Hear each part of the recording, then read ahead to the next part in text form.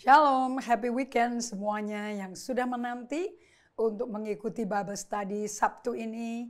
Kita berkumpul kembali jam 10 sampai jam 11 WIB. Bagi yang di Bali tentunya jam 11 sampai jam 12 WITA.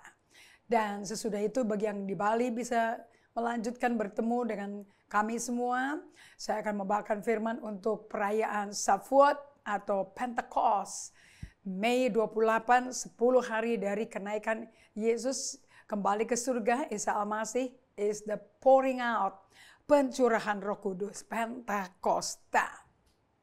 Nah, kalau Anda sudah dipenuhi Roh Kudus dari lahir baru, kemudian dipenuhi Roh Kudus sesuai janji Allah, tentunya dampaknya pada hidup Anda berubah. Anda gak bisa sama-sama lagi dengan orang ini di dunia. Sangat dangerous kalau kita hidupnya sama dan kesukaan kita sama dengan orang-orang di dunia. No effect. So datang di ibadah besok, hari Sabtu di Trans Resort Hotel, ruang boardroom 1 and 2 atau 2 and 3. Satu lantai ini kami pakai semua dan kita bergabung untuk understand bahwa kehidupan mengikuti Yesus is about life transformation. Kehidupan yang merubah hidup kita inside out. Kita nggak mikir kayak orang dunia lagi berpikir. Kita berpikir kehendak Allah yang berkenan pada Allah dan yang sempurna. So kita hanya bisa ditransformasi kalau pikirannya pakai pikiran Kristus. Dan tanpa Roh Kudus, tanpa pencurahan Roh Kudus mustahil. Tapi dengan Allah bagi orang yang percaya tidak ada yang terlalu sulit. Tidak ada yang mustahil. Because that's the way God works. So saya mau sambut teman-teman yang sudah hadir. Yang siap melayani juga teman-teman tamu-tamu kami. Thank you Inge, thank you Jolly yang sudah siap. Dan juga Sarah Semelati, thank you juga untuk Mary. Untuk Catherine yang siap melayani Anda semua yang datang dari Sulawesi. Yang datang dari Jambi, Palembang. Yang datang dari Jawa Tengah, Jawa Timur. NTT, NTB, sampai ke tentu di Bali. Saya berdoa untuk Ibu Foni bisa kembali lagi bergabung setelah kemarin melakukan operasi. Dan saya percaya the recovery time is the best time untuk being still and silent before God. Untuk bisa berdiam di hadapan Allah. Kadang-kadang Tuhan pakai sakit loh untuk bikin kita stop. Dan totally nggak kerja apa-apa. Dan kenapa kok mesti tunggu sampai sakit baru stop? Tapi banyak pun kita yang sibuk tidak bisa sibuk lagi karena sakit, apalagi kalau udah masuk rumah sakit. Tapi handphone jalan terus sih. So it really is difficult untuk berhenti seperti Bapak kita berhenti. Jadi kalau Anda menghormati Sabat, Anda hormati Bapak Anda di surga. Bahwa kita tuh betul sah anaknya. Kenapa hidupnya kayak Bapaknya? Dan Allah Bapak kita berhenti. Di Kejadian 2 ayat 1, 2, 3. Bagaimana anak, begitulah Bapaknya. Bagaimana Bapaknya, gitulah anaknya. Jadi kalau kita kerja terus, enggak berhenti sama sekali seminggu. Dan setiap hari juga enggak ada mini Sabat. Kita enggak seperti Yesus, anak Allah yang resmi. Yang kita mestinya ikuti, menjadi muridnya. Kita juga nggak cocok jadi anak Allah Bapak, karena kita nggak hidup kayak Bapak kita. So make sure Anda tidak mungkin bisa mengalami kuasa Pentakosta kalau Anda tidak menghormati Sabat. Pentecost hanya buat orang yang melakukan Sabat dengan tanda-tanda ajaib. Karena sebelum mereka mendapat pencurahan Roh Kudus di ruang atas Yerusalem dan di rumah-rumah mereka semuanya, 10 hari. Kita tahu 10 hari, kita ngitung. Mereka kan nggak tahu nunggunya 10 hari. Dari kenaikan Yesus ke surga sampai pencurahan Roh Kudus itu 10 hari. 50 minus 40. So 10 days of Sabat. Kalau orang tanya berapa lama Sabatnya? Tergantung. Mau apa tujuannya? Tapi kalau every day you do mini Sabat, makanya kita ada di Bible Study ini, we are learning bagaimana untuk day by day Tuhan bisa sembuhkan emosi kita dan rohani kita jadi sehat. Nah, emosi dan rohani kita nggak bisa diceraikan. Itu udah kayak kembar siam. Rohani kita akan kelihatan dan disahkan sehat, dewasa kalau emosinya sehat. Okay? So 10 days Sabat. nggak makan, nggak minum, nggak keluar rumah, nungguin janji Allah. So fokus mereka ke Allahnya. Sabat is about being replenished, diisi kembali dengan kehadiran Allah. Cuman setelah 10 hari itu kehadirannya bukan setetes-setetes. Jublak seperti lidah api. Sampai merubah, mentransformasi Simon bin Yunus yang nyangkal Yesus 3 kali. Menjadi Petrus, rasul kasih. Bukan rasul benci, bukan rasul egois. Tapi rasul kasih. Bahkan bisa tulis 2 surat isinya kasih semua dan lemah lembut. Beda dengan Simon bin Yunus asbun, asal bunyi, ngomong dulu baru mikir. Melalui Sabat dan Pentakosta berubah menjadi seperti Kristus. So, ini Bible study is about transformational Bible study. Karena kita kasih izin Tuhan mengerjakan janjinya pada waktu kita kontemplatif. Mengurangi kecepatan. Kalau bahasa buku ini mengurangi tempo. Temponya, kalau orang pemain musik itu tahu temponya, lagunya temponya kayak apa. Nggak bisa satu cepat, satu pelan, satu slow, satu cuek. Nah itu nggak jadi musik itu jadi suara chaos itu. So kita kurangi tempo untuk stop. Bukan rest loh, stop. Efeknya rest. Dan kita ngalami ketenangan di jiwa. Oke, nah kalau kita lakukan itu everyday, ototnya untuk berhenti udah kebentuk. Tapi kalau ototnya nggak pernah dibentuk dikit tiap hari, kayak orang nge-gym gitu, ya susah suruh 10 hari Sabat. Karena Yesus 3,5 tahun modelin hidup Sabat. Jadi ke-12-nya pun minus Yudas, ganti Matias, itu pun ngidupin ritme hidupnya Yesus. Sebagai manusia ciptaan Allah, serupa gambar rupa Allah. So, saya mau Anda semuanya hidup deh, kita udah punya Alkitab, bukunya tebel-tebel, berat-berat kayak begini. Kalau nggak diikutin, buat apa? Kita jadi apa ini? Oke, kita hanya main-main aja. Tapi kalau kita hidupin everyday, kita akan menjadi serupa dengan apa yang kita hidupin everyday. Itu the 2-minute rule, peraturan 2 menit. Untuk setiap hari cicil, kecil-kecil, 2 menit, lama-lama. 8 menit, 10 menit, 20 menit, selama-lama sejam. Kalau itu seumur hidup Anda bikin habit seperti itu, hidup Anda nggak akan sama. So, saya undang semua teman-teman yang di Merauke, Jayapura, Sorong, jangan nyerah, jangan quit. Anda cuma dengerin ini Bible study udah dari 2020 loh, Maret. Sini 2023 loh. Nah, kalau Anda cuma catat-catat tapi nggak diapa-apain, ditutup bukunya. Anda nggak go through the book, Anda nggak jalani buku ini, oke? Ini buku udah dijalani berapa puluh kali nih, oke? Karena belum nyampe, jadi ngulang lagi. Dan yang melakukan semua ini adalah kita hanya memberi diri, Roma 12:1, sisanya Roh Kudus yang kerja. Nah, ngapain dia kerjanya? Ini dijelasin di buku ini. So, ini buku interaktif.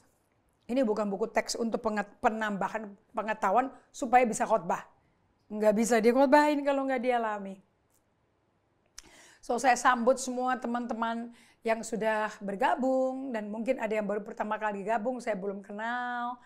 Oke, thank you untuk Foni, untuk Denny yang udah bergabung, untuk Diana Watimena. Thank you juga untuk Pak Akun, semua teman-teman yang mau rendah hati. Emang butuh rendah hati nih kalau mau ikut Tuhan. Karena kita ngikutin jalannya orang lain. Dan kita nggak bisa ikutin maunya kita. Dan Tuhan nggak akan ikutin jalannya kita. Dia akan ketemu di mana kita mentok di jalan kita. Dan kita teriak nama Yesus. Baru dia bertemu. Tapi dia nggak akan ngintilin kalian di tempat-tempat berdosa. Nggak. Tapi kalau Anda mentok, jatuh dalam lumpur, sakit, malu, dipermalukan. Nah, Anda teriak pada nama Yesus, dia hadir. Nah, itu perjumpaan satu kali. Setiap kali Anda mengalami bencana, badai, Tuhan akan hadir, akan mentransformasi engkau. So this is the teaching about being transformed. Menjadi serupa Kristus. Dengan emosi sehat, buah rohnya itu emosi sehat semua. Dagingnya berkurang-kurang, manusia ciptaan baru bertambah-tambah. Kuasa Pentakosta kebangkitan Yesus dari mati, all about that. Intinya semua seperti itu. Oke? So kita akan mulai pelajaran ini. Saya minta Anda sehati sama saya dalam doa dulu. Taruh aja handphonenya. Ambil Alkitabnya, kan ada di rumah. Oke, ambil Alkitabnya. Atau di mobil juga standby. Buku Alkitab yang ukuran kecil-kecil ada tuh. Daripada dikasih ke adik-adik anakmu yang umur 5-4 tahun. Kekecilan tulisannya, kasihan nanti gedenya pakai kacamata mereka semua. Mendingan buat Anda pakai, taruh di mobil. Taruh di handbag Anda yang gede-gede itu. Right? Taruh di backpack Anda. Kayak selalu keluarin. Ambil kertas. Ambil bolpen. Karena kertas nggak lupa. Tapi pikiran kita pelupa. Oke? Mari kita satu di dalam doa.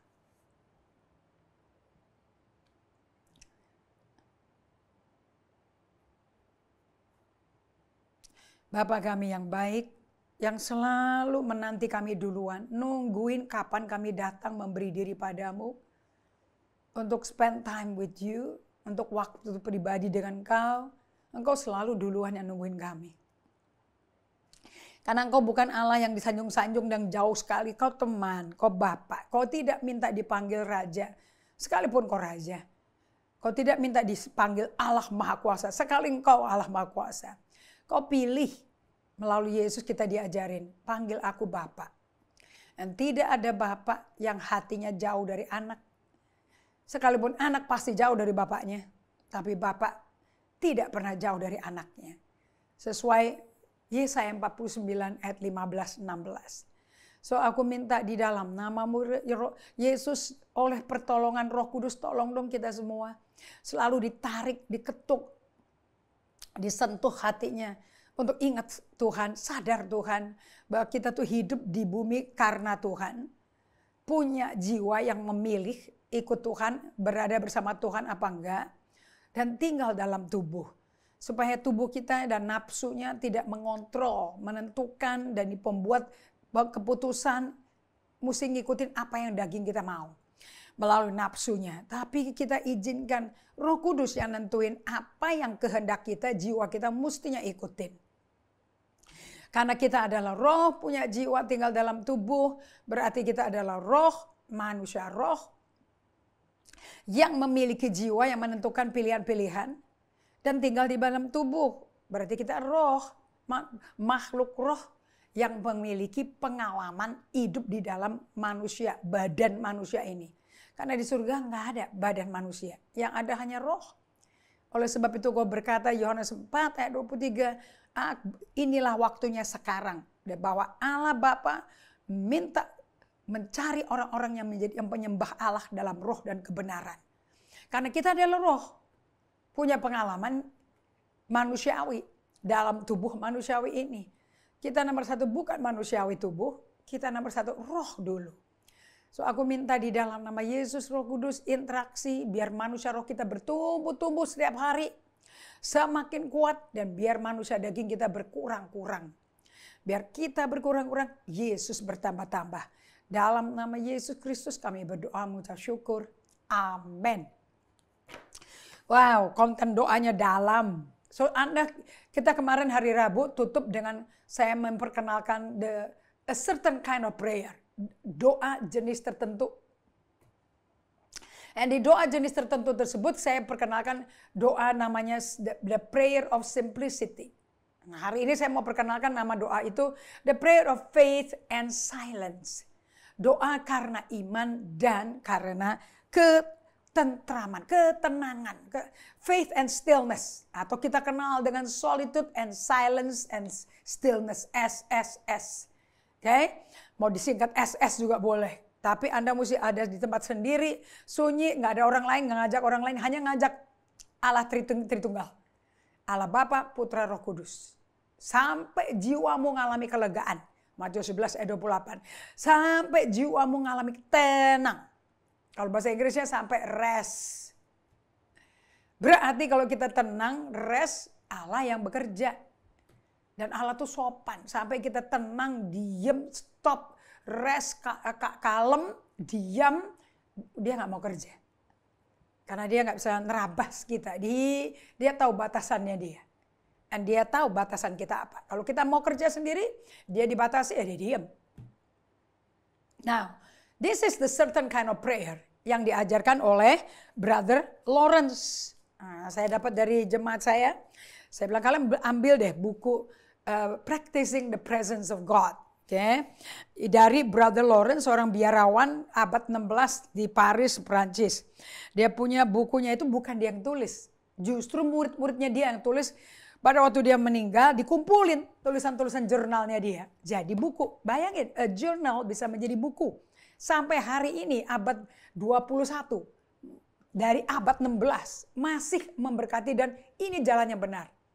Judul bukunya The Practice of the Presence of God. Praktek berada di dalam hadirat Tuhan 24 jam 7 hari 7 malam. Oke, ini diterjemahkan dan diterbitkan oleh Immanuel. So Anda cari lagi bukunya. Kalau saya dapatnya fotokopi, kecil aja bukunya, very small. Tuh ukurannya masih gitu tuh. Masuk dong ke handbag Anda dan backpack Anda, right? Tinggal di hadirat Tuhan. Dia tuh koki, ya saya bacain ya. Brother Lawrence adalah seorang yang berasal dari kalangan sangat sederhana. Bukan orang kaya, mewah-mewah, bukan. Yang telah menemukan rahasia terbesar untuk hidup dalam kerajaan Allah di atas bumi ini. Seperti doa yang diajarkan Yesus, kalau doa kayak begini ya. Bapa kami ada di surga, dikuduskanlah namamu. Datanglah kerajaanmu, jadilah kehendakmu di bumi seperti di surga. Jadi Anda kehendak Allah, Allah Bapa kita. Kalau kita jadi anaknya dia, surga tuh udah di bumi, di dalam kita. Jadi kita jangan menekankan nanti wah kita di depan peti jenazah dan badannya jenazahnya sudah tinggal sekarang roh dan jiwanya sudah bersama Tuhan, sudah selama-lamanya bersama Tuhan. By the way, kalau selama di bumi aja nggak betah sama Tuhan, kenapa kalau mati ada sama Tuhan ya? Nomor 2. Kalau di bumi nggak pernah latihan berada bersama Tuhan, spending time with God, kenapa kalau mati udah otomatis bersama Tuhan? Itu kan kontradiksi, paradoks itu bagi pendeta yang khotbah. Do you know how he lives daily? Jadi kalau udah banyak yang sakit-sakit, mendingan diinterview dulu tuh sebelum menghembuskan napas terakhir. Apa yang interview? How do you live selama sakit dan sebelum dokter kasih tahu kamu sakit? Ada mengidap penyakit yang terminal disease kayak kanker, HIV. Penyakit-penyakit yang there's no nggak ada jawaban lagi, demensia, Alzheimer, penyakit yang udah nggak mungkin sembuh, tumor. Coba di-interview dulu. How do you live daily? Sampai kau selesaikan ini. Supaya nanti kalau khotbah di rumah duka kita nggak bohong, kita nggak asumsi. Brother Lawrence tidak bisa diasumsikan bahwa dia di surga. He is in heaven. Karena waktu di bumi sudah di surga. Makanya hati-hati orang yang tidak suka doa. You are sinning. Itu dosa paling besar. Karena Anda nggak ada dalam hadirat Tuhan. Anda nggak dalam kerajaannya. Kalau Anda nggak ada dalam kerajaannya berarti Anda di luar. Kalau Anda di luar bukan anak Allah. Hanya keluarga Allah yang ada di dalam kerajaannya. Karena raja dan keluarganya satu dan sama. Lihat dong. Keluarga. Kita pakai analogi yang sederhana aja ya. Kerajaan Inggris barusan ada koronasi daripada Raja Inggris pengganti Ratu Elizabeth, the King Charles yang ketiga, betul nggak? Nah Anda lihat semua itu, seluruhnya keluarga yang muncul, mama ke anak dan yang hadir apa? Istrinya, anaknya, cucunya. Bahkan yang mengangkat jubahnya aja, cucu-cucunya semua, Prince George. Betul apa tidak? Dan ditonton satu keluarga, kerajaan Inggris muncul di balkon. Gak ada pegawai-pegawai yang non-family, all family. Makanya kerajaan is always talking about family. Kalau republik demokrasi, bukan. Itu pemilu-pemilu orang mencalonkan diri. Udah gitu maksa orang milih lagi. Kalau di kerajaan nggak ada maksa. Anda mesti blue blood, darah biru. Dan darah Yesus mesti ada di Anda. So dia sangat sederhana, tapi dia menemukan rahasia terbesar untuk hidup dalam kerajaan di atas kerajaan Allah di atas bumi ini. Jadi sebelum mati udah di kerajaan Allah. Dan rahasia tersebut adalah suatu suatu rahasia untuk tinggal di hadirat Tuhan, atau suatu seni tulisannya, an art, untuk tinggal di hadirat Tuhan dalam satu tindakan yang tidak pernah bisa berakhir. Artinya a never ending action that makes the glory, the presence of God is with Brother Lawrence 24 hours. Okay. Ia sering kali menyatakan bahwa Allah lah yang telah melukiskan dirinya dalam jiwa kita. Kita sih hanya perlu membuka hati untuk menerima dia dan kehadirannya yang penuh kasih. Sebagai seorang juru masak biasa, jadi dia koki di biarawan, di tempat biarawan itu tinggal. Brother Lawrence mendapat pelajaran penting dalam setiap pekerjaannya sehari-hari. Nah, apa sih pelajaran penting yang diperoleh dalam pekerjaan sehari-hari? Waktu yang dipergunakannya untuk bersekutu dengan Allah haruslah sama. Timingnya dibikin sama Tuhan. Jam segini udah pasti ketemu Tuhan. Jam segini nggak mungkin kita negosiasi. Yaitu saat ia sedang sibuk di dapur ataupun waktu ia berlutut untuk berdoa. Jadi jam-jam untuk dia berlutut berdoa atau jam-jam di dapur sambil dia ngomong sama Tuhan, itu nggak berubah. Itu baru cocok kalau pakai kata recommitment. Oke, baru cocok kalau pakai kata konsisten. Timing agendanya nggak bisa diubah-ubah. Ia telah belajar dengan seksama untuk memelihara kehadiran Allah yang sangat mendalam, sehingga ia dapat berseru dengan penuh sukacita. Saat ini saya sedang mengerjakan apa yang akan saya lakukan dalam kekekalan. Are you hearing it? Saat ini saya sedang mengerjakan apa yang saya lakukan dalam kekekalan. Dia udah pelatihan, nanti surga kayak apa, kan itu kekekalan. Tiap hari sama Yesus. Tiap hari sama Allah Bapa sama Roh Kudus. Aku udah siapin dari sekarang di bumi. Di dapur laginya. Saya menyembah Allah, memuji Allah, mengagungkan Allah, dan mengasihi Allah dengan segenap hati saya. Oke. Selama hampir 300 tahun karya klasik yang indah ini, yang tiada duanya ini, telah menjadi berkat serta sumber nasihat bagi mereka yang hanya merasa puas dengan mengenal hadirat Tuhan dalam segala kebesarannya dan merasakan kehadirannya yang penuh kasih melalui kehidupan sehari-hari. Jadi justru sibuk Anda perlu mengalami kehadiran Tuhan sehari-hari. Justru di tengah kesibukan jangan sampai hilang kesadaran akan kehadiran Tuhan.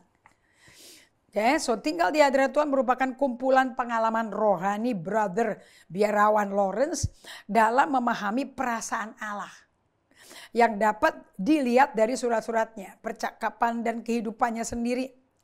Tujuannya mau kenal perasaan Allah. Karena Allah is an emotional God. Allah yang emosional, dia nyesel bikin manusia. Dia marah sampai dibuka air buah sampai dibunuh semuanya orang. Dia murka dengan orang-orang Israel di padang gurun. Mati semua 3 juta orang di padang gurun. Dikubur hidup-hidup di padang gurun tuh. Bumi membelah. Ditelan hidup-hidup Korah, Datan, Abiram. See, he is an emotional God. Karena Allah kita emosional, kita anaknya juga punya emosi dan harus sadar dan harus ngaku emosi kita itu normal. Kalau negatif pun keluarnya itu normal, kita manusia serupa gambar rupa Allah. Oke. And buku ini ditulis lebih dari 300 tahun yang lalu. Ini merupakan pesan yang tetap relevan bagi setiap orang Kristen yang terjebak di dalam kesibukan dunia masa kini. Semakin punya gadget 3, 4, sampai 5, semakin kita mesti latihan untuk diam di hadirat Tuhan dan bercakap dengan Tuhan dan tahu perasaan Tuhan. Setiap bagiannya baik yang ditulis sendiri oleh Brother Lawrence maupun oleh sahabatnya Joseph de Beaufort mengungkapkan rahasia hati Brother Lawrence. Hati yang telah mempelajari unsur yang paling utama dalam kehidupan Kristiani. Apa itu unsur yang paling utama dalam kehidupan Kristiani? Bagaimana tetap tinggal di hadirat Allah setiap hari. How do you live with God day by day? Doa pagi hari saya ini. Dari day by day, emotionally healthy relationship. Lord, open up and expand the container of my heart. Bukain dong dan ekspansikan, digedein dong kontainer dari hatiku. Supaya aku bisa menerima kedalaman dan lebarnya kasih-Mu yang melampaui pengetahuan dan mengalir ke arah dari aku ke setiap orang yang aku akan jumpa setiap hari atau di hari ini. Dan izinkanlah kasih-Mu dong mengalir dong dari aku kepada semua orang yang aku ketemui. Berarti untuk bisa menjadi saksi Kristus, menyampaikan kasih Allah pada setiap orang yang ditemui per hari. Berarti per hari kita mesti ada diinfus dengan hadirat Allah. Karena kita nggak bisa beri apa yang kita nggak punya. Right? So tinggal di hadirat Tuhan adalah this Bible study. Inilah konten Bible study ini. Oke, baik yang ditulis sendiri maupun di sahabatnya. Bagaimana tetap tinggal di hadirat Allah setiap hari. Barang siapa mau ikut aku, kata Yesus, sangkal diri. Pikul salib setiap hari. Baru datang ke aku dan mengikuti aku. Jadi sangkal diri, pikul salib, Anda gak ikut maunya Anda, kemenikmatan Anda. Itu Anda menang dulu. Itu mungkin 10 hari, 10 bulan, 1 tahun, gak tahu. Baru bisa datang ke Tuhan dan diisi Tuhan dan dipimpin Tuhan. It's not about attendance di hari Minggu ya jadinya ya. Itu hari Minggu hanya ibadah raya kok. Kita mau rayakan ngidupin ikutin Yesus kayak apa buahnya di kita. Perubahannya kayak apa. Right? So dalam versi buku yang telah diringkas ini, so this is a summarized version. Kami berusaha untuk menyesuaikan dan memperjelas bahasa yang digunakan dalam karya klasik tersebut. Saya punya bahasa klasiknya susah memang bacanya. Dengan mentafsirkan bagian-bagian tertentu yang perlu diperjelas. Namun tetap menjaga keutuhan inti pesannya. So kami percaya bahwa upaya Brother Lawrence untuk tinggal sepenuhnya di hadirat Allah sepanjang hidupnya akan dapat diterapkan oleh semua pembaca ini. Untuk diterapin. Bukan untuk dibaca kelar apa enggak kelar. Bukan itu tujuannya. Oke? So di sini Anda bisa belajar mengenai siapa sih Brother Lawrence. Percakapan pertama tuh gimana, apa sih. Kehidupan Brother Lawrence kayak apa sih. Suatu kebenaran yang berulang kali muncul dalam firman Allah yang kudus adalah bahwa tangan Allah tidak kurang panjang. Karena kemurahannya tidak akan habis oleh kesengsaraan kita. Semakin kita sengsara berontak hidup dalam dosa, semakin belas kasihannya kemurahannya mengalir. Kuasa anugerahnya di masa kini tidak berkurang dibandingkan dengan kuasanya di zaman gereja mula-mula didirikan di hari Pentakosta. Allah ingin mempertahankan orang-orang kudusnya hingga akhir zaman. Orang-orang kudus ini akan memberinya penghargaan yang sesuai bagi kemuliaan dan keagungannya. Serta menjadi panutan dalam melakukan kebajikan. Melalui teladan kudus yang telah mereka tunjukkan. So, Anda mesti hidup seperti Brother Lawrence. Karena tidak menyadari kepenuhan anugerah Allah, Brother Lawrence tidak membiarkan anugerah Allah itu segera mengangkat masalah-masalahnya. Ia bergumul dengan sangat prihatin untuk menghadapi profesinya, kekotoran di dunia, ketidakstabilan, ketidakbenaran manusia, serta pengkhianatan musuh. Dia ngalamin ini semua loh. Tapi solusinya dia tuh diam di kaki Tuhan kayak Daud. Walaupun diserang, keluarganya Daud dan Daud diserang di Mazmur 27. Tapi Daud doanya cuma gini loh. Dia bilang, udah deh hentikan deh penyerangan ini Tuhan, stopin deh. No. Yang dia minta kayak Brother Lawrence. Satu hal yang kupinta, diam di hadirat-Mu, tinggal di bait-Mu, menikmati bait-Mu. Dan menikmati kasih setia-Mu. Jadi Brother Lawrence berkata, semua masalah yang kuhadapi dalam kehidupan sehari-hari, ketemu sama orang macam-macam itu tidak membuat anugerah Tuhan langsung ngilangin loh. Tapi dia melalui kesulitan-kesulitan bersama Allah. Waktu kebersamaan sama Allah, dianya yang diubah Tuhan menjadi serupa Kristus. Gak ada urusan sama orang yang nyakitin. Justru sakitnya itu dikasih ke Roh Kudus. Oke, ini konteks daripada the whole buku Emotionally Healthy Spirituality. So I have all this book here. Okay, and saya renungkan kembali dari emotionally healthy relationship karena hubungan kita di hadapan Tuhan setiap hari. Jadi kita punya hubungan sama Tuhan. Akibatnya Anda kenal dirimu seperti Tuhan lihat Anda. Akibatnya Anda bisa Anda berubah untuk orang lain. Jadi orang lain mau berteman dengan Anda. Nah, waktu Anda punya hubungan dengan orang lain, yang menentukan orang tertarik cuman emosi sehat. So it's good for you to study this. Dan hidupin ini tiap hari, ngerti nggak ngerti, minta Roh Kudus ngertiin. Kami menerjemahkan ini untuk kalangan sendiri, just for us. So Anda bisa belajar. So kalau Anda ikut sesi pelajaran direct, on-site, Anda bisa mendapat kopi dari terjemahan untuk kegunaan pribadi sehari-hari. Oke, tapi kalau nggak mau dilakukan jangan dulu, nggak usah diambil, nanti jadi beban, jadi tumpukan debu nanti. Dan suatu hari Anda nyesel, kayak dikumpuk-kumpuk udah pada sobek-sobek, udah kuning, ya Anda kena musibah. Karena musibah udah pasti terjadi, kita kan udah di ujung daripada akhir zaman. Bencana di mana-mana. Tadi malam jemaat kami Weda kirim link di Itali, ada hujan bercurah sebanyak 6 bulan punya volume. Itu jalanan pecah semua. Kota yang mestinya kering menjadi kayak lautan di Venesia. Itu kota di atas air itu. Di Itali, Roma. In a matter of 6 hours. Hilang kotanya.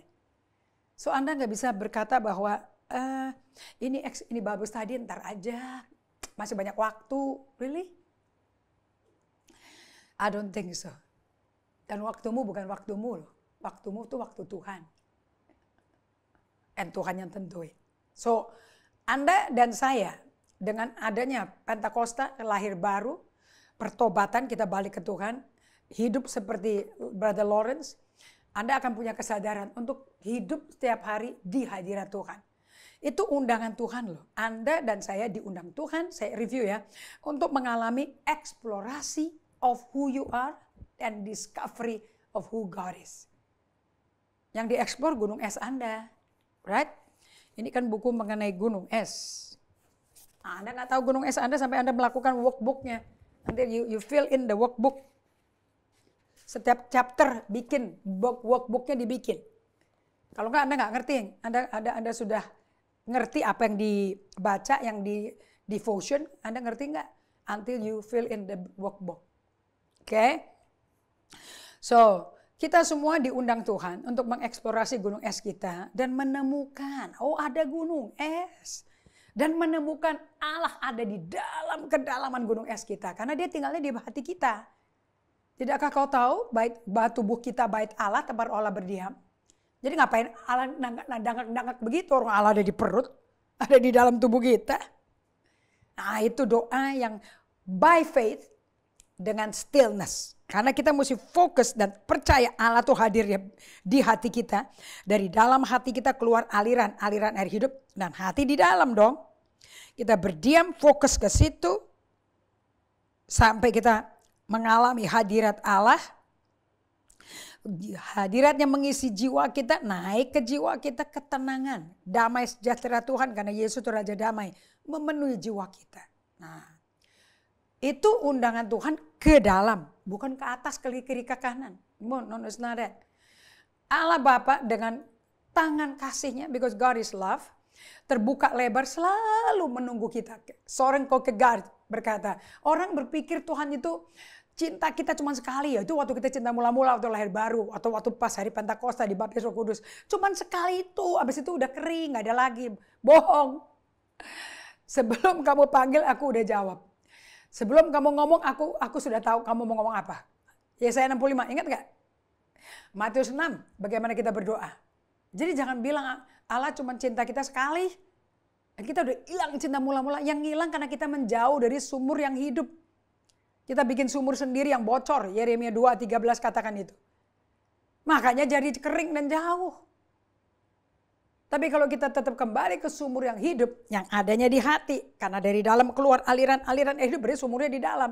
Damnya, bendungan air hidupnya tuh di dalam hati kita. Jadi kita kalau doa, kita tuh sedang berdiam, lihatnya ke dalam.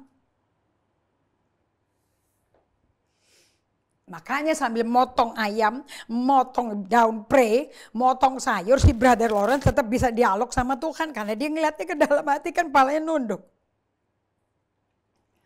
Atau di situ sambil motong, lihat ke dalam batinnya dia. Atau dia lagi berlutut di sel-selnya dia. Sama aja buat dia. God is with him. Allah kan Immanuel namanya. nggak akan tinggalkan kita atau biarkan kita. Kita yang tinggalkan. Yeremia 6 ayat 16 berkata, kamu kok udah, coba pikirkan jalan yang dulu. Di persimpangan itu, kamu ingat-ingat jalan mana yang bikin jiwamu tenang. Jadi doa itu membuat kita jadi tenang. Mana ada di dunia bisa bikin tenang. Mau pakai musik di bar, mau jazz, mau klasik, mau ke konser, nggak tenang.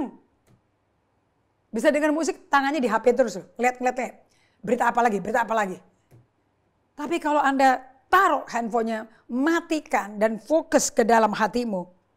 Anda nggak punya alasan, bahkan nggak bisa doa. Kan alat-alat kontak dengan dunianya udah mati. Makanya jangan taruh handphone sebelah kasur. Kalau saya latih anak-anak Ignite saya, taruh handphonenya jauh.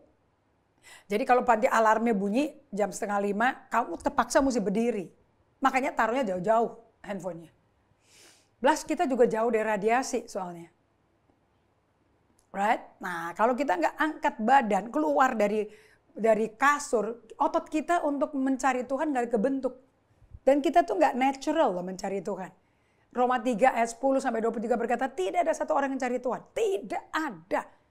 Semua orang itu mulutnya manis tapi dalam hatinya kayak kuburan. Hitam. Dan semua orang sudah berdosa dan hilang kemuliaan Allah. Tidak ada satu yang cari Tuhan. Udah kalau Tuhan aja udah ngomong kayak gitu tentang kita, ya udah terima aja, emang gak nyari.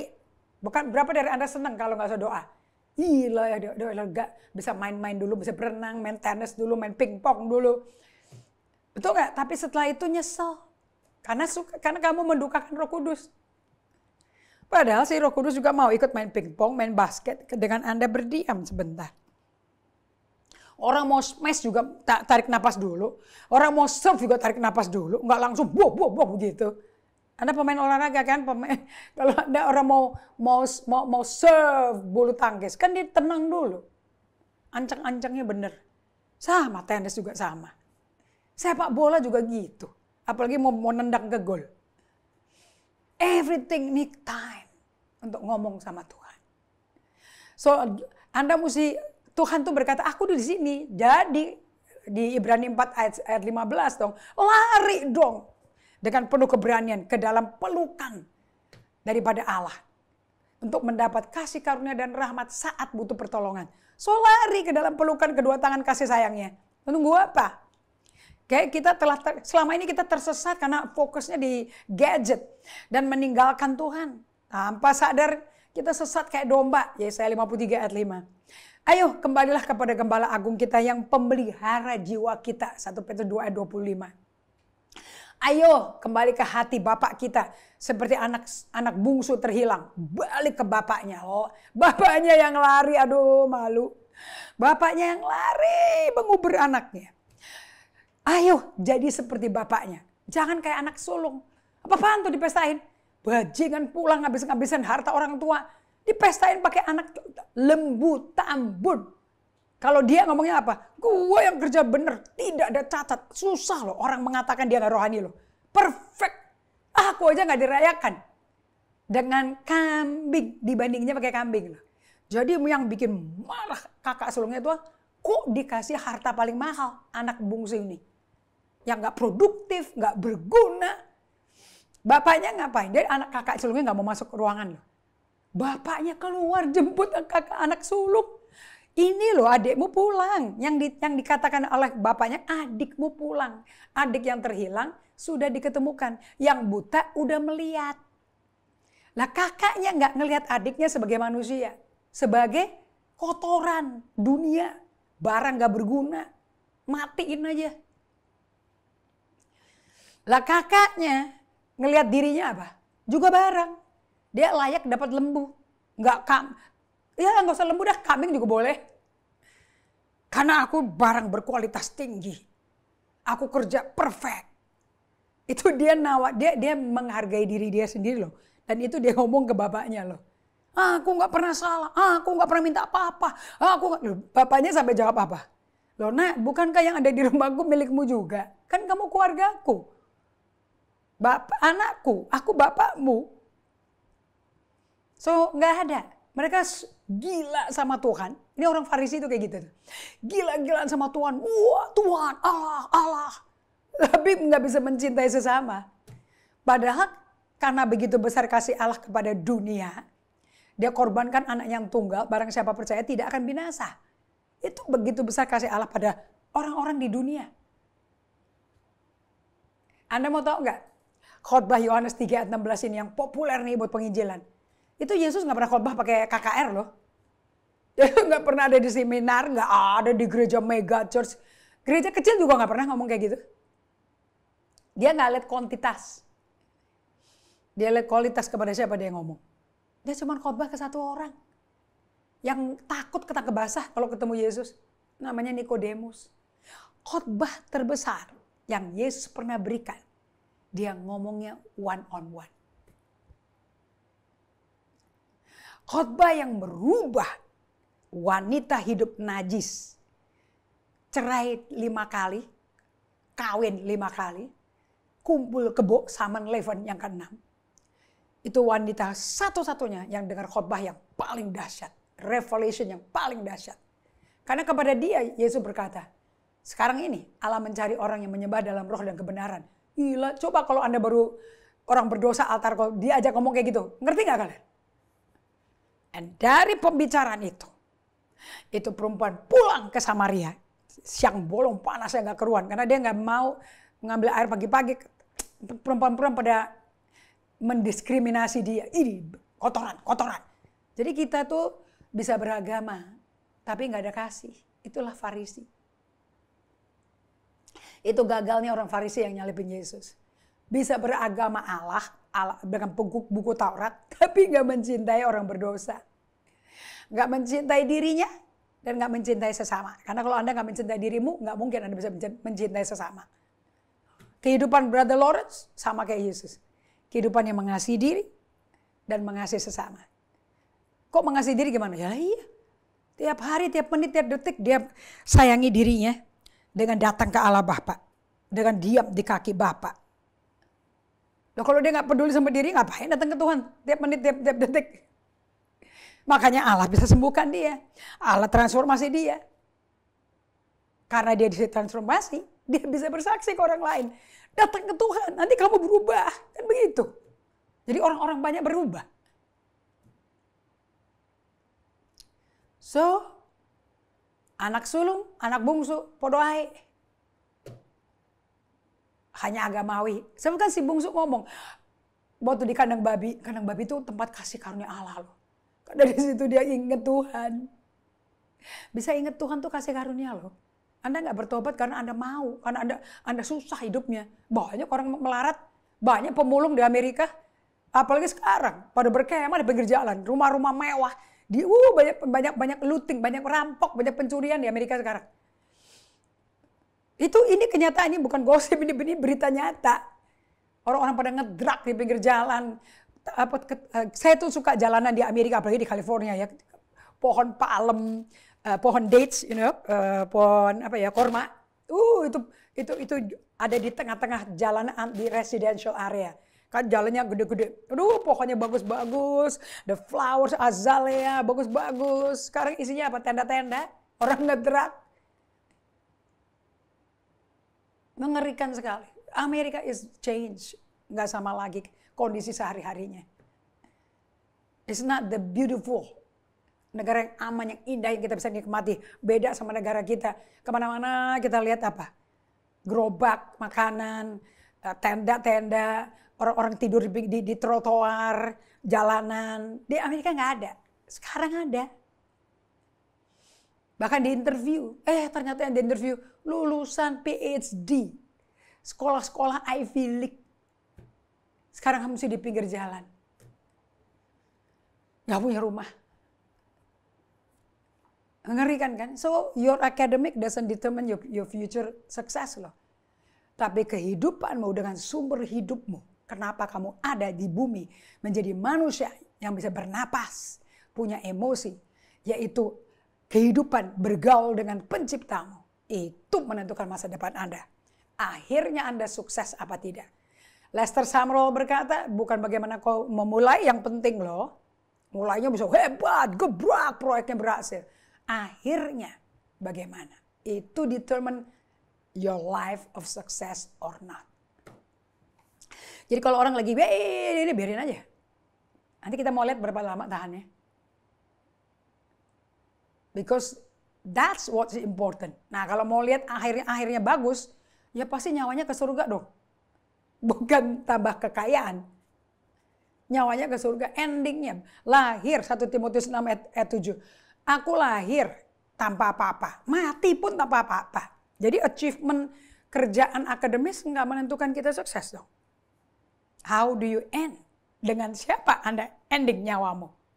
Itu menentukan. Ini pengajaran ini menjamin kita endingnya benar. Tapi untuk menjadi benar, Anda mesti tahu nggak benernya kita di mana. So tadi pagi saya lagi duduk.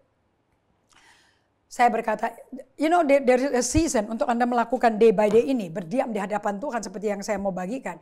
Nggak berarti Anda ketemu Tuhan tiap hari loh. Dan ngalami keindahan. Most of the time, setelah Anda ngalami Tuhan, melakukan perubahan. Anda ngalaminya itu Anda berubah. Habis itu Anda rasanya kering. Itu namanya dry spell. Dan kita ngalami semua itu. Dan Tuhan ngomong tadi pagi. Kamu tahu kenapa kamu ngalami dry spell? Kering, kamu berdiam, cari wajah Tuhan, serius tapi nggak kerasa apa-apa, nggak tahu Tuhan di mana, dan juga rasanya nggak tahu lagi ngapain kita, nggak dapet apa-apa. Tapi you just do it consistently, enak nggak enak, sebel nggak sebel, ngantuk apa nggak ngantuk, just do it. Itu dry spell itu perlu. Kenapa? Untuk keluarin anak lembu emas yang ada di dalam kita. Anda mau tahu nggak?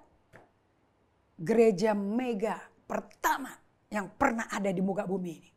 Authentic mega church. Dengan pesta excitement. Dengan merayakan Tuhan gila-gilaan. 3 juta orang. Mana ada gereja mega church satu tempat menampung 3 juta saat ini di Amerika atau di Australia? Nggak ada. Adanya 100.000, 50.000, ya ibadahnya 10 kali situ. Tapi ini satu ibadah 3 juta. Kapan gereja mega church lahir di bumi? Di padang belantara, di depan anak lembu emas. Kan pada pesta seks semua. 1 Korintus 10 menjelaskan 6 dosa orang Israel. Terjadinya kapan? Di depan anak lembu emas itu. Siapa yang bangun itu? Kakaknya si Musa. Musa tuh gembalanya loh. Musanya lagi menyembah Allah. Lagi seperti Brother Lawrence. Yang di bawah. Mana nih yang mimpin kita nih keluar dari Mesir? Mana nih? Mau bikin kita mati ya di sini ya? Berapa lama kita mesti tunggu? Gak ada kabar lagi. Apa-apaan ini pemimpin jemaat ngeluarin orang dari Mesir. Sekarang kita dibiarin mati kemari. Suruh makan apa di sini? Padahal untuk kerja keras digebukin mereka makannya cuma semangka, daun pre, bawang putih. Dan burung dan apa ya? Nggak ada daging kayaknya di Mesir. Tapi di padang gurun dikasih burung puyuh. Mana dan burung puyuh. Air non-stop. Dan dimaki-maki si Musa itu. Udah sini ya, Harun. Kita bikin sendiri. Allah yang bawa kita keluar dari Mesir. Mereka bikin dewanya sendiri. Jadi kalau Anda lagi menanti Tuhan lama, berdiamlah di hadirat Tuhan dan nantikan Tuhan dengan sabar. Udah diundang untuk keluarin dari kita supaya kita lihat sendiri hati kita ini otentik apa enggak cinta Tuhannya. Apakah kita seperti hati anak bungsu dan anak sulung? Penuh penghakiman, judging, yang dicari bukan hati bapaknya, yang dicari duit bapaknya. Bapak belum mati, warisan sudah dicairkan. Harta-harta benda bapaknya, anggap aja tuh anak lembu. Kalau sekarang itu kita ngomongnya Ferrari-nya, Rolls-Royce-nya, pesawat pribadi apa-apa. Itu direbutin. Bapaknya nggak dicari. Itu anak lembu tuang. Makanya Tuhan nggak gampang dicari. Anda nggak gampang mengalami sensasi di badan Anda. You don't experience it all. Oke, so di slide berikutnya saya mau bawa Anda ke ini apa yang Daud minta di tengah-tengah kekeringan, di tengah-tengah masalah terang terus. Yang dicari di Mazmur 139, di Mazmur 119, yang dicari apa sih? Keluar dari hatinya Daud di tengah kesulitan, Orang Israel sulit apa sih di padang gurun kan 40 tahun gak kerja, gak apa-apa, dikasih makan free, minum free, mana kerja? Kan mereka gak bikin batu bata. Dan di Mazmur 67, nanti saya cari ya. Mereka tuh Mazmur 103 kalau gak salah. Oh, Mazmur 107. Oke, ayat 37 atau mereka ngotot minta apa yang mereka mau dan Tuhan kasih mereka jiwa yang tipis, jiwa yang lesu. Sampai pada kena penyakit paru-paru. Kan pada mati. Karena mereka minta apa yang mereka mau. Tapi kalau Daud di tengah aniaya, ancaman nyawanya duduk tombak antara mati dan hidup. Yang keluar dari hati Daud adalah keintiman dengan Tuhan. Seperti Brother Lawrence. Bukan agamawi. Ini urusan hati Daud dengan hati Allahnya. Ingat ya, perjanjian lama ditulis di batu. Tapi perjanjian baru ditulis di hati yang baru, yang empuk, yang taat. Dan semua ini bisa dialami oleh karena apa? Pribadi Roh Kudus. Makanya penting Anda mengalami baptisan Roh Kudus. Supaya Anda mengalami hidup taat pada Tuhan. Sama seperti Daud, kita pun diundang sebagai anak kesayangan Bapa. Tuhan gak pernah ninggalin Anda. Gak ada. Anda mengalami Anda karakternya rusak, jelek banget deh. Reputasi Anda di dunia tuh jelek. Konduitnya jelek. Udah gak apa-apa. Allah tetap nyari Anda. Yesus Kristus sudah memanggil kita. Sementara kita masih nikmati dosa, dia udah mati bagi kita. So satu-satunya kelompok orang yang merasa ditinggal Tuhan. Yang gak dipedulin Tuhan. Adalah orang yang tidak memiliki hati. Dan gak peduli sama hatinya. Kalau Anda mau bisa intim sama Tuhan, yang Tuhan minta cuma satu. Bukan tabungan depositomu. Bukan rumahmu, bukan mobil mewahmu, dibagiin ke pelayanan, bukan. Dia minta hatimu. Syaratnya sebelum kita datang pada Yesus adalah satu hal yang perlu kita lakukan. Yaitu kita harus pertama-tama serahkan hati kita kepada Tuhan. Kepada Yesus Kristus. Makanya kalau Anda lahir baru, Tuhan minta hati. Bagaimana caranya? Kita kemarin tutup dengan ini. Simple. Serahkan hatimu pada dia. Bagaimana caranya? Dengan Anda cari Tuhan. Bagaimana nyarinya? Tuhan yang bikin Anda nyari. Dek, dek, dek. Anda dibikin. Bukan kamu yang pilih aku loh. Aku yang pilih kamu loh. So, Anda akan didatangi Tuhan. Karena ada orang berdoa bagi Anda. Apakah Anda punya kerinduan yang dalam untuk mengenal Yesus lebih dalam lagi? Nah itu. Berarti hatimu lagi dicari Tuhan. Oke? Dan Tuhan Allah kita telah menyediakan bagi kita untuk memiliki pengalaman hidup yang dalam dengan dia. Karena dia di dalam. Jadi kalau Anda nyanyi lebih dalam lagi, ku rindu kau Tuhan. Tuhan berkata, aku juga nungguin kamu lama banget. Aku ada di dalam hatimu, kok gak pernah dikunjungi. Tuhan Allah kita itu, lagu itu orang yang nyari sensasi. Rasa hangat, getar-getarnya itu loh. Anda kalau hidup dengan Tuhan gak ada getaran terus. Kalau Anda getaran terus, kesetrum terus, Anda gak bisa ngapa-ngapain. Anda berdiam in faith and stillness. Berdiam, kenali aku Tuhan. Hey, Tuhan Allah kita telah memberikan kepada kita yang telah ditebusnya. Dia berikan Roh Kudusnya. Kuncinya dengan ada Roh Kudus dalam Anda. Yaitu untuk Anda bisa bersekutu intim dan ditransformasi seperti Brother Lawrence. Supaya anak-anak lembu emas pada keluar nih. Okay? Kuncinya adalah doa. Kalau Anda nggak doa, nggak keluar tuh anak lembu emas dalam hati Anda. What kind of prayer? A certain kind of prayer. Ini doa yang simple oleh Madame Guyon dan sama bersama ini. And yet holds the key to perfection and goodness things found only in God Himself. Anda nggak akan ketemu hal yang bagus tentang Allah sampai Anda ketemu Allah dan tinggal di dalam Allah. Makanya semua janji Allah di dalam Alkitab, surat para rasul tuh. Kisah para rasul sampai akhir. Selalu semua ngomongnya di dalam Kristus, di dalam Dia, dalam kasih-Nya. Kita telah menerima janji-janji Allah. Di dalam hadirat-Nya, di dalam satu dengan Dia, dalam communion. Kayak doa jenis ini akan memerdekakan Anda dari segala bentuk perbudakan dalam dosa. Dan jenis doa yang akan melepaskan kepada Anda segala kebajikan Tuhan. So if you want to have the virtue of God, Be still. Berdiam dalam Tuhan. Dan Anda hanya perlu menangkap kebenaran ini. Karena ini kebenaran ada satu-satunya jalan. Yesus kan juga satu-satunya jalan menuju Allah Bapa. Dan Anda perlu berjalan di dalam Yesus. Ya, dalam hadiratnya maksudnya. Kan badannya di surga. Tapi kan roh Kristus ada di kita. Roma 8 ayat 11. Anda perlu berjalan bersama roh Kristus. Atau roh Allah. Atau roh kudus. Jadi doa ini, the certain kind of prayer, this faith and stillness. Atau prayer of simplicity. Adalah sama dengan kita praktek berjalan di hadiratnya Tuhan. Tinggal di hadirat Tuhan. Brother Lawrence. Tuh catatan saya itu. Dari bersekutu untuk mengertikan. Aku memang susah diketemukan supaya anak lembu emasmu keluar. And Brother Lawrence practicing the presence of God mengatakan satu-satunya cara Anda dapat hidup terus-menerus dalam hadiratnya tanpa ada interupsi dalam persekutuan Anda dengan apapun. Cuman satu, prayer. Doa tanpa tergantung suasana lingkungan. Dia kan menyincang sayur di dapur, dia kan koki. Doa tidak tergantung lokasi, tapi dapat membuat kita alami berada bersama Tuhan. Doa ini nggak mengganggu aktivitas sehari-hari Anda.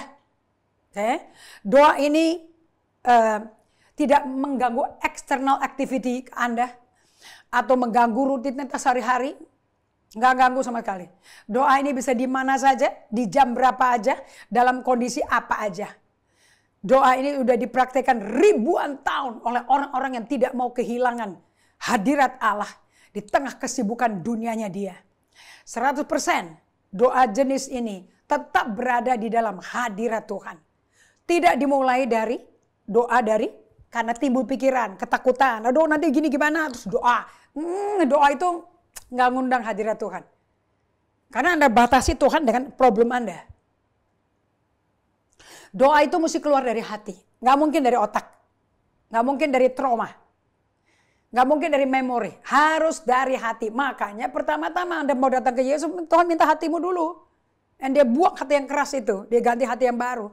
Dan dari hati yang baru itu keluar. Karena Yesusnya di dalam situ. Rohnya di situ. Yeskiel 36 ayat 26-27. Doa ini tidak datang dari pengertian, dari logika, dari kepandaian, genius orang, dari pemikiran-pemikiran geniusnya Anda. Doa yang dipanjatkan, yang diterima Tuhan adalah doa dari hati. Tapi kalau doamu itu dipanjatkan keluar dari pikiran manusia, enggak memadai lah, karena pikiranmu limited, terbatas. Pikiran kita hanya bisa beri perhatian kepada satu hal pada satu waktu. Doa yang dimulai dari hati tidaklah terganggu dengan pikiran kita. So the prayer of the heart namanya the prayer of simplicity. Atau saya ubah jadi the prayer of the heart simplicity. Mazmur 27 ayat 4. Dia cuma doa di tengah-tengah mau dibunuh. Satu hal yang kupinta berdiam di dalam baitmu menikmati hadiratmu. Cuma itu. That's the prayer of heart simplicity. So satu musuh kita yang menghalangi kita berdoa dari dalam hati kita. Masuk ke hadirat Tuhan di hati kita. Adalah satu. Keinginan-keinginan daging kita. Lagi tenang. Kepikiran makanan lah. Kepingin mobil ini. Kepingin punya tas itu. Lagi ada sale. Keinget. Barang sale 15 hari yang lalu, masih bisa ingat di kamar doa. It will be stopped. Anda akan pasti berhenti dalam hadirat Tuhan. Keinginan-keinginan daging, ego-ego kita akan cepat sekali menghentikan kita solitude and silence. Tapi jika Anda cepat berhenti dan berbalik segera ke Tuhan, Anda akan cepat berada di dalam hadirat Tuhan kembali. Dan menikmati kehadiran manisnya, kasihnya sesuai Mazmur 16 ayat 11. Kita doa ya. Bapa, aku berdoa agar umatmu tidak doa pakai intelek, pakai daftar shoppingnya. Dari memori yang menyakitin, tapi keluar dari hati yang diperbaharui Allah. Yang mengundang dan menyedot hadirat Roh Kudus yang ada di dalam hati itu sendiri. Yang fokus ke situ. Dan yang melatih pikiran itu fokus ke Tuhan. Dan tidak dibiarin liar. Sehingga tidak menghentikan untuk latihan hidup di dalam hadirat Allah. Aku berdoa kau ciptakan self-discipline. Kedisiplinan pribadi yang tidak main-main Tuhan. Yang serius. Kalau aku gak ketemu Tuhan, hancur aku. Aku gak akan berubah loh. Terjadilah ini pada setiap pemirsa Bible Study. Apakah saat ini live, atau minggu depan, atau bulan depan. I don't care Lord. Ini firman-Mu. Dan aku minta di dalam nama Yesus, kau genapi firman-Mu. Dalam nama-Mu aku berdoa mengucap syukur. Amin. So kita berjumpa ya di Anda yang di Bali. Yang lagi liburan di Bali, yuk gabung yuk di Trans Resort Hotel Sunset Road. Ruang boardroom di lobby ke bawah, 1 lantai untuk kita beribadah. Oke, sampai jumpa di hari Rabu. Live streaming YouTube Bible Study jam 5 sampai jam 6 sore WIB atau jam 6 sampai jam 7 WITA. God bless you.